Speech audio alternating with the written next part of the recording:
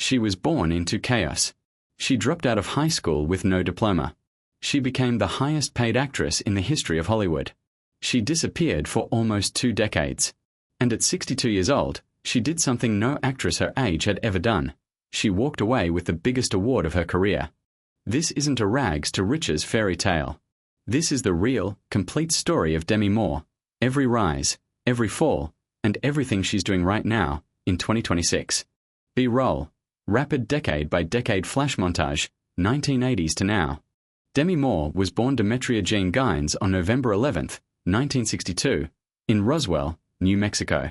Her biological father, an Air Force airman named Charles Harmon, left her mother just 2 months into their marriage, before Demi was even born. When Demi was 3 months old, her mother married Dan Gines, an advertising salesman. He struggled to hold down jobs, and the family moved constantly, by some counts, dozens of times before Demi hit her teens. Money was tight. Her parents drank. There was fighting at home. In 1980, when Demi was 17, her stepfather Dan died by suicide. Here's a detail that still shocks people. At age 13, Demi found a marriage certificate hidden away and realized the math didn't add up. That's how she learned that Dan, the man who raised her, was not, in fact, her biological father. Nobody had told her. Her childhood kept moving. At 14, she lived briefly with her grandmother in Roswell, then moved to Washington State near Seattle, then to West Hollywood, where she enrolled at Fairfax High School. In 2019, Demi revealed publicly for the first time that at age 15, she was raped by a family landlord. She said it's unclear whether her mother was paid for access to her, a detail she has never been able to fully confirm. By her junior year of high school, she dropped out entirely, no diploma. She moved in with a 28-year-old guitarist and got a receptionist job at 20th Century Fox, a connection that came through his family. Around the same time, she signed with the elite modeling agency and began taking acting classes, partly inspired by watching her teenage neighbor, an actress already working professionally. This is the environment that produced one of the most powerful actresses in Hollywood history. Keep that contrast in mind, because everything else in this story only makes sense once you understand where she started. Demi's earliest work included small guest appearances on television, and in 1981, she landed a real foothold, a role on the ABC soap opera General Hospital, playing an investigative reporter. She stayed on the show through 1983. Her film career started picking up speed through the mid-1980s. She appeared in Blame It on Rio, 1984, then St. Elmo's Fire, 1985, a film that made her a recognizable face and linked her to a group of young actors the media nicknamed the Brat Pack, a label she reportedly disliked. But behind the scenes of St. Elmo's Fire, something serious was happening. Demi was struggling with addiction, reportedly using cocaine heavily for several years. The director, Joel Schumacher, threatened to fire her from the film if she didn't get help. She checked into treatment, got sober, and by every account, never went back. That decision to get clean is arguably the single most important turning point in her entire career, because everything that came after depended on it. In 1986, she starred in About Last Night, opposite Rob Lowe, a role that critics genuinely praised and one that Demi herself later said opened the door to better scripts. She followed it with The Seventh Sign, 1988, and We Are No Angels, 1989, acting opposite Robert De Niro and Sean Penn. 1990 changed everything. Demi starred in Ghost, opposite Patrick Swayze, a supernatural romance that became the highest-grossing film of the entire year, and the most rented movie on home video the year after that. The film's pottery wheel scene became one of the most iconic moments in cinema history.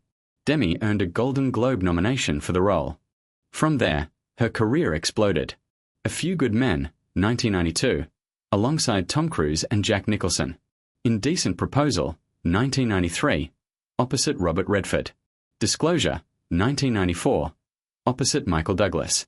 All three opened at #1 at the box office.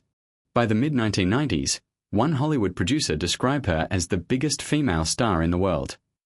She wasn't just acting anymore, she was one of the most bankable names in the entire industry. In 1996, Demi signed on to star in Striptease, and was paid $12.5 million. No actress in Hollywood history had ever been paid that much for a single film. It made her, officially, the highest-paid actress in the world. The ripple effect was immediate. Entertainment Weekly reported it triggered what they called a reverse domino effect across the industry, Sharon Stone's asking price jumped from $6 million to $7 million. Jodie Foster went from $7 million to $8 million. Julia Roberts leapt from $12 million to $13 million. Demi wasn't just cashing a paycheck. She had permanently changed what actresses could demand.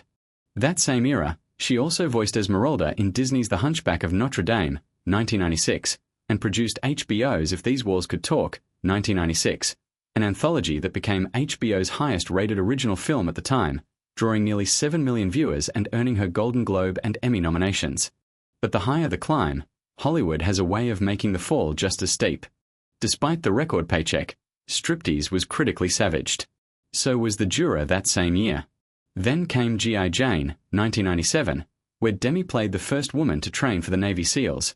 She shaved her head on camera and put herself through real, grueling military-style training. Critics actually respected the performance. Commercially, it underperformed expectations. Demi later put it simply, with striptease, she felt like she'd betrayed women. With G.I. Jane, like she'd betrayed men. Still, she's called G.I. Jane one of her proudest professional achievements. After 1997, she stepped back almost entirely. She moved to Haley, Idaho, to raise her 3 daughters full-time, and stayed off-screen for roughly 3 years. When she returned in Passion of Mind, 2000, the film didn't find an audience. She came back again in Charlie's Angels, Full Throttle, 2003, a genuine commercial hit, grossing over $259 million worldwide, with her Charlie's Angels co-star Drew Barrymore later saying Demi had upstaged the film's actual stars. But even that comeback didn't stick. Another 3-year gap followed. For most of the 2000s and 2010s, Demi worked steadily but quietly, supporting and ensemble roles in films like Bobby, 2006, Mr. Brooks, 2007, and Margin Call, 2011, the last of which was well reviewed as part of an acclaimed ensemble cast during the 2008 financial crisis drama. She also directed a segment of the HBO Lifetime anthology 5, 2011, earning a Directors Guild Award nomination. She kept working, Rough Night, 2017, a recurring role on Empire, 2017-2018, smaller independent films, but by nearly every measure, this was the version of Demi Moore the industry had quietly stopped paying attention to. Part 6, Life Off Screen, 11:01 p.m. While her film career slowed, Demi's personal life was making just as many headlines. She married 3 times. First, at 18, to musician Freddie Moore, 1981-1985. Then, in 1987, to actor Bruce Willis. Their marriage lasted until 2000, and together they had 3 daughters, Rummer, Scout, and Tallulah. Despite the divorce, Demi and Bruce have remained close, and she's helped care for him and his current wife, Emma Hemming Willis, as his health has declined in recent years. In 2005, she married actor Ashton Kutcher, who was 15 years younger than her, a relationship that drew constant tabloid attention. Before the wedding, Demi suffered a stillbirth during pregnancy. The marriage ended in divorce, finalized in 2013. In 2009, Demi and Ashton co-founded a non-profit aimed at fighting child sexual slavery. It later became known as Thorn, Digital Defenders of Children, an organization that has gone on to help law enforcement identify thousands of real child trafficking victims and assist in the rescue of children from exploitation. In 2019, Demi published a memoir, Inside Out, detailing her childhood, her marriages, and her struggles with addiction and body image with unusual honesty. It went straight to #1 on the New York Times bestseller list. In 2024, at 61 years old, Demi signed on for a film called The Substance, a brutal, unflinching body horror movie directed by Coralie Farjeet, about an aging star who uses a black market drug to become young again, with horrifying consequences. The role practically mirrored her own life story, an industry obsessed with youth, an actress fighting to still be seen. She went all in physically and emotionally, in a way critics said she'd never allowed herself to be on screen before. The film premiered at the Cannes Film Festival in 2024 to widespread critical acclaim. BBC called it her best big screen role in decades. Time Out compared her performance to some of the most fearless work in horror film history. Awards season followed almost immediately. Demi won the Golden Globe for Best Actress.